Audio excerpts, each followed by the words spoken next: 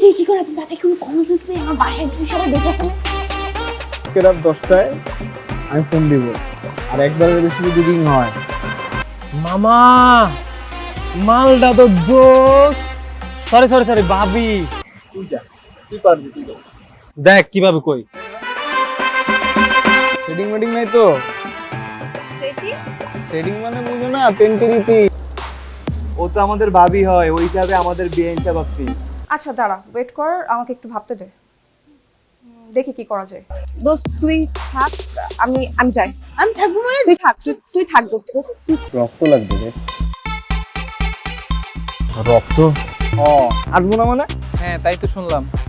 আসবো না, ঠিক আছে, দেখতেছি ব্যাপারটা, যাও। কি রে, তুই কোচিং এ যাস না কেন? দোস্ত আমি কোচিং এ কিভাবে যাব বল? এই গুন্ডাটা যে আমাকে ডিস্টার্ব করে, তুই দেখতেই তো পারছস, ডেইলি আমার পিছনে লাগে থাকে।